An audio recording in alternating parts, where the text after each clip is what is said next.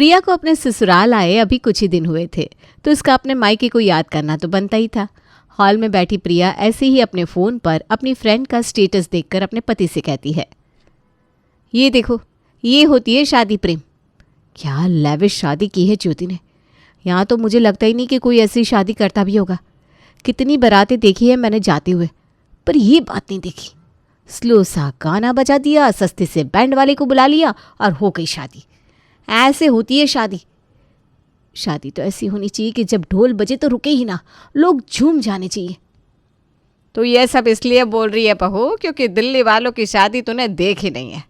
हमारे यहाँ ऐसी शादियाँ होती हैं कि अंबानियों की शादी भी फेल हो जाए। क्यों जी, सच कह रही हूँ ना मैं? सच तो कह रही है तेरी सास बहू।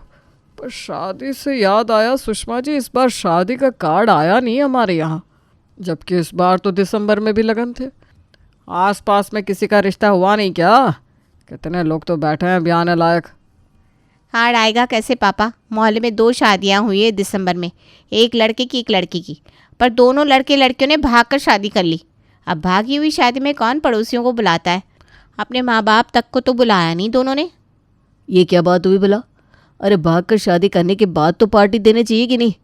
हद है पापा, बेशर्म हो गए आजकल लोग। दूसरों की शादी में खा लेंगे और खुद के वक्त कह देंगे बच्चे भाग गए थे। भागे थे या खुद भगाए थे? मुझे तो लगता है ये आजकल का ड्रामा हो गया है खर्च बचाने का। कुछ देर बाद प्रिया नाश्ता बनाकर सभी के लिए डाइनिंग टेबल पर लगाती है। सभी नाश्ता शुरू करने वाले थे कि तभी दरवाजे पर दस्तक होती है। अरे सुषमा, कहाँ है रे तू? अरे यहीं हूँ नाश्ते के टेबल पर, आजा आजा। ओहो, लगता है मैं गलत वक्त पर आ गई। तुम सब खाना खा रहे हो? खाओ खाओ, मैं कुछ देर बाद आती हूँ। अरे कोई बात नहीं आंटी जी, क्या हो गया? कोई वक्त गलत नहीं होता, हम सब नाश्ता ही तो कर रहे हैं। आप भी नाश्ता करने बैठ जाइए, आइए। अरे नहीं नहीं, पागल है क्या तू बेटा? अभी नाश्ता करके पेट भर लूँगी तो रात में क्या खाऊंगी? मैं समझी नहीं आंटी जी, आप क्या दिन में सिर्फ 2 ही बार खाती हैं? देखकर लगता है ना आंटी की डाइटिंग वाली बॉडी है, पर ऐसा कुछ नहीं है बेटा। मैं तो दिन में 5 बार खाती हूँ, पर आज नहीं खाऊंगी। वो क्या है ना, रात में मुझे एक शादी में जाना है। अरे वो सुशील की बेटी की शादी है ना, आप लोगों को भी तो न्योता आया होगा। सुशील कौन? अपना ये इलेक्ट्रॉनिक्स वाला?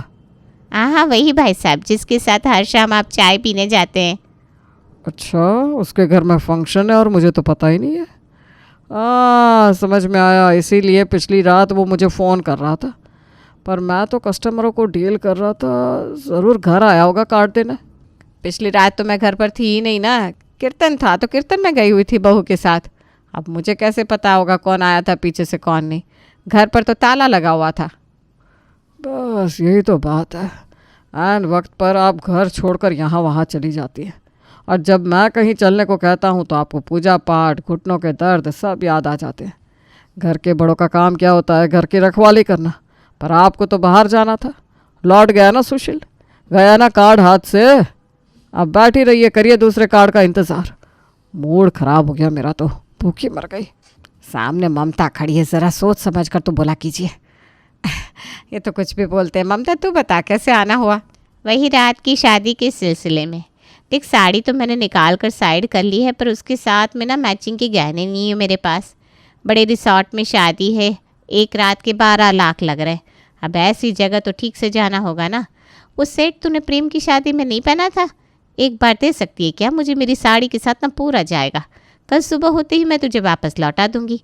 वैसे भी तुझे तो कार्ड आया नहीं, तो तू मुझे वो सेट दे दे, मेरे काम तो आ जाएगा। बहू के सामने बस यही सुनना बाकी था। और सुषमा को दिल पर पत्थर रखकर ममता को अपने गहने का सेट देना पड़ता है। रात को प्रेम और सुरेश दुकान से लौटते हैं। आ गए आप? खाने पर बैठ जाइए। सुबह की बात से नाराज़ होकर आप बिना खाए ही चले गए थे।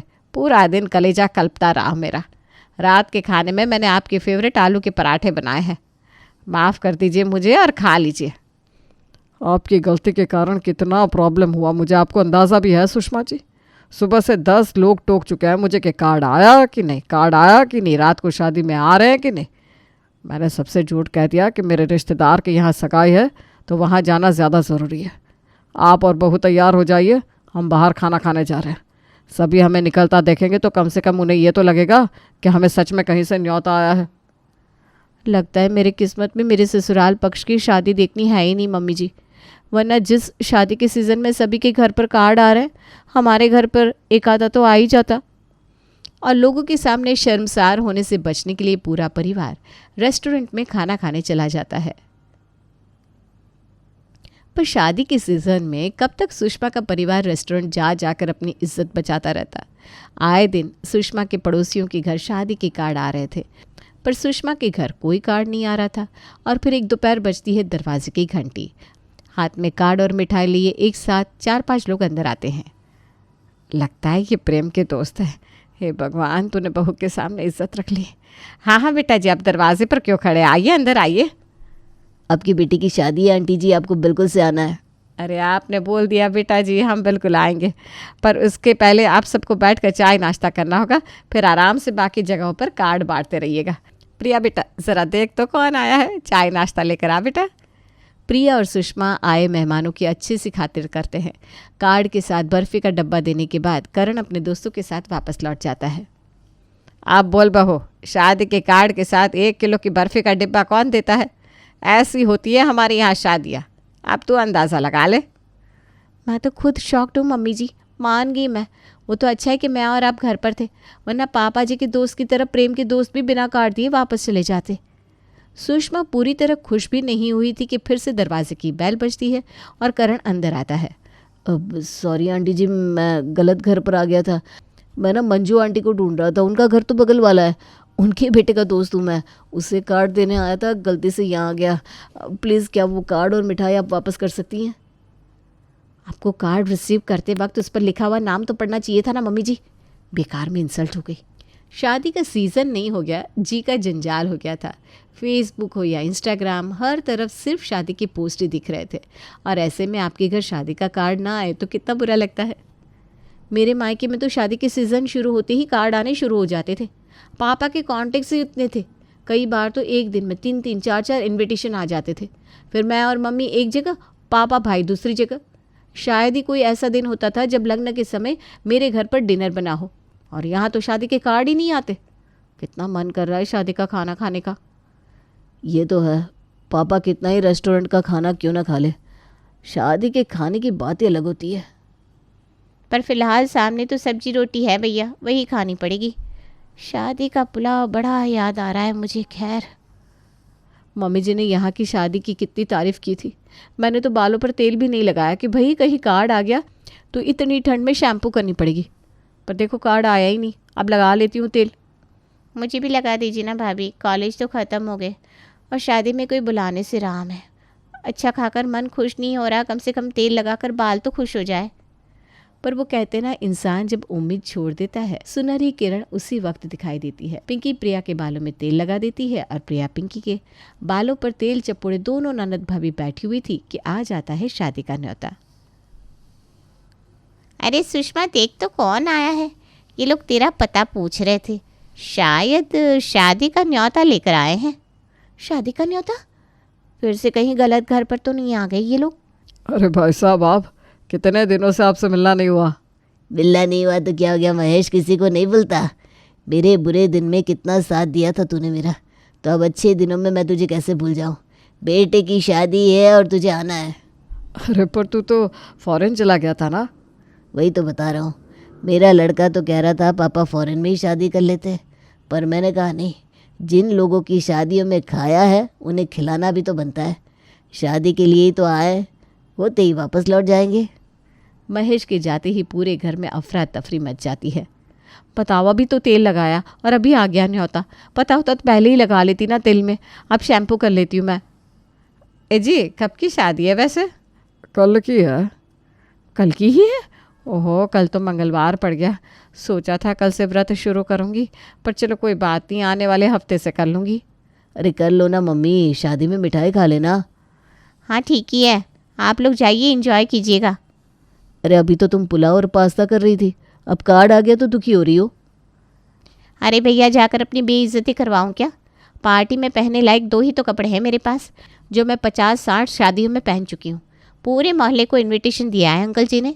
देखते ही सब पहचान नहीं जाएंगे कि मैंने वही ड्रेस पहन रखी है जो हर बार पहनती हूँ। ये क्या बात हुई? ऐसे तो सब रोटी खाते हैं, तो तू कह दे कि मैंने कल रोटी खाई थी तो आज मैं रोटी नहीं खाऊंगी। इसीलिए तो मैं इस घर में कुछ बोलना ही नहीं चाहती। मैंने यही कहा ना, तुम सब जाओ, मुझे नहीं आना। क्या बहस कर रही हो मम्मी तुम? ले लेंगे कपड़े, क्या दिक्कत हो गई? इकलौती तो बहन है मेरी, उसे ड्रेस नहीं दिला सकता क्या मैं? तू शाम को दुकान पर आ जाना, हम दोनों साथ में तेरी ड्रेस लेने चलेंगे। अच्छा आप दोनों मार्केट जा ही रहे हैं तो फिर मैं भी चलती हूँ। वो क्या है ना, मैं जो ड्रेस पहनने वाली हूँ वो 2-3 साल पहले लिया था मैंने, उसके बाद तो वज़न बढ़ गया तो ज़रा ढीला करवाना पड़ेगा। ठीक है तुम भी आ जाना। शादी के सपने देखते हुए पूरा परिवार अपने अपने कामों में लग जाता है। शाम को जाकर पिंकी अपने लिए ड्रेस ले आती है और प्रिया ड्रेस का साइज़ ऑल्टर करवा लेती है। रात को सभी एक साथ बैठकर खाना खा रहे थे, तभी सुषमा कहती है, खाने में स्वाद ही नहीं आ रहा बहू।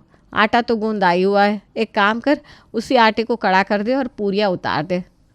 अरे सुषमा जी आप भूल गई क्या? कल हमें शादी में जाना है, फिर आज क्यों मेहनत करवा रही है बहू से? तू रहने दे बेटा, आज जो है वही खा लेंगे। पापा शादी में पास्ता तो होगा ना? आजकल पास्ता को तो लोग भूलते ही जा रहे हैं, और पता नहीं ये डोसा, पिज्ज़ा, कॉर्न चाट ये सब रख देते। मेरा तो मूड ही ख़राब हो जाता है। अरे नहीं नहीं पिंकी, महेश अंकल की बेटी की शादी में भी गए थे हम। भाई क्या शादी थी, राजाओं वाली शादी। दरवाजे पर ही सभी गेस्ट पर इत्तर छिड़का जा रहा था, और पापा को तो स्पेशली उन्होंने चांदी का सिक्का भी दिया था, है ना पापा? अरे दिया ही होगा, तेरे पापा ने बहुत नाम कमाया है। देख रही है बहू, विदेश पहुंच जाने के बाद कौन किसे याद रखता है। फिर भी भाई साहब हमें ढूंढते हुए कार्ड देने आए। वैसे तो याद से कल सुबह बक्से से मेरे लिए साड़ी निकाल देना, वरना मिलते वक्त ये भागा दौड़ी करने बैठ गई तो मैं पहले ही थक जाऊंगी, फिर शादी में जाऊंगी कैसे। अगली सुबह उठते ही सुरेश और प्रेम शेविंग करनी शुरू कर देते हैं। प्रिया और पिंकी अपने हेयर सेट करने लगती हैं और सुषमा अपने लिए कपड़े निकालने लगती है। ये लो, साड़ी के मैच का सेट तो ममता अपने घर ले गई थी, लौटा कर भी नहीं गई। जा तो पिंकी सेट लेकर आ ममता के घर से। और मेरी चप्पल कहाँ है? अभी निकाल दे बेटा, फिर शाम को तो तुम सब खुद में लगे रहोगे, मैं पहन कर क्या जाऊँगी। सुषमा ये कह रही थी तभी प्रेम कहता है, इतना कुछ करने का कोई फ़ायदा नहीं होगा मम्मी, अगर ड्राइवर ही फाइनल नहीं हुआ तो। ये ड्राइवर ना फ़ोन ही नहीं उठा रहा पापा, गाड़ी नहीं हुई तो हम जाएंगे कैसे? बगल में थोड़ी ना है शादी। इसीलिए ना मुझे ये दूर दूर की शादियाँ बिल्कुल पसंद नहीं। अरे धर्मशाला में कर लेता शादी, हमें तो खाने से मतलब है। इसीलिए कहती थी मम्मी कि मुझे ड्राइविंग क्लास ज्वाइन करवा दो। आज मुझे गाड़ी चलानी आती तो मैं ही ले जाती ना आप सबको। और ये सब पहले करने का काम होता है भैया, शादी के सीज़न में मुझे नहीं लगता कि ड्राइवर भी मिल पाएगा। मेरे पास एक ड्राइवर का नंबर है, मैं देती हूँ। और न जाने ऐसी कितनी प्रॉब्लम को पार करने के बाद फाइनली रात के 7 बजे पूरा परिवार गाड़ी में बैठने के लिए निकल रहा था कि सामने से विमला मौसी पधार जाती हैं। अरे बच्चों कहाँ जा रहे हो तुम सब? अच्छा हुआ मैं पहुँच गई, 2 मिनट भी देरी होती ना तो दरवाजे पर ताला लगा हुआ मिलता मुझे। मैंने आपको पहचाना नहीं। तू कैसे पहचानेगी? तेरे ब्याह के समय आई थी मैं, तेरी भलाई वाली मौसी हूँ मैं। नमस्ते मौसी जी। अरे तुम सब कहीं जाने के लिए निकल रहे थे क्या? इतनी ठंड में क्या जाओगे? चलो अंदर चलो।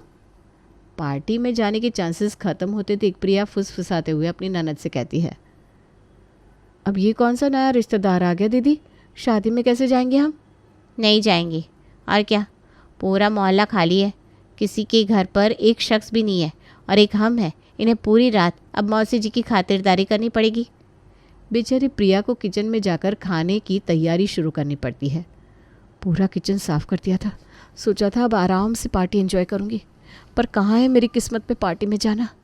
विमला सुरेश और सुषमा को यही याद दिलाती रहती है कि वो उनसे आखिरी बार कब मिली थी, और प्रिया और पिंकी अपनी मौसी दादी की खातिरदारी करते रहते हैं, और इसी में बज जाते हैं रात के 12।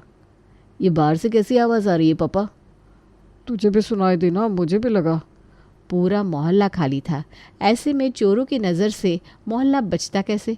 प्रेम चुपके से अपनी खिड़की से बाहर देखता है और चोरों को पड़ोसियों के घर का ताला तोड़ता देख लेता है। हे भगवान, मोहल्ले में तो चोर घुस आया है। पापा जल्दी से पुलिस को फ़ोन कीजिए। प्रिया तुम पड़ोसियों को फ़ोन करके वापस बुला लो। मैं हमारे घर की खिड़की दरवाजे बंद कर लेती हूँ। कमर में बंदूक लेकर घूमती है विमला, चोरों का भी गलत जगह पाँव पड़ गया। तुम दरवाज़ा अंदर से बंद कर लो सुषमा, मैं बाहर से आती हूँ। अरे क्या बोल रही है मौसी जी, आपको कुछ हो गया तो मैं भगवान को मुंह कैसे दिखाऊंगा? आप फिक्र मत कीजिए, मौसी जी पंजाब की शेरनी है, पुलिस के आने से पहले वो चोरों को उनकी नानी याद दिला देगी। मम्मी के मुंह से मैंने मौसी जी की बड़ी तारीफ सुनी थी, आज देख भी लेती हूँ। और विमला ऐसे हाथ पांव चलाती है कि सारे चोर धराशाही हो जाते हैं। उसके बाद आती है पुलिस। मोहल्ले के बाकी लोग भी वापस अपने घरों पर आ जाते हैं। पुलिस चोरों को गिरफ्तार करके ले जाती है और इसी में हो जाती है सुबह।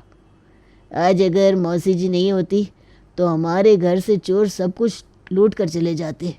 हम सब मौसी जी के साथ साथ आप सभी का सम्मान करना चाहते हैं। शादी का कार्ड तो हाथ से चला गया, अब सम्मान का चार डालेंगे क्या? जो करना है अभी कर दो बेटा, क्योंकि उसके बाद मुझे निकलना है। वो क्या है ना, फिल्म इंडस्ट्री के एक हीरो की शादी में जा रही हूँ मैं। अरे तू एक काम क्यों नहीं करता सुरेश, तू भी अपने परिवार को साथ ले ले। अब हम सब मौसी जी?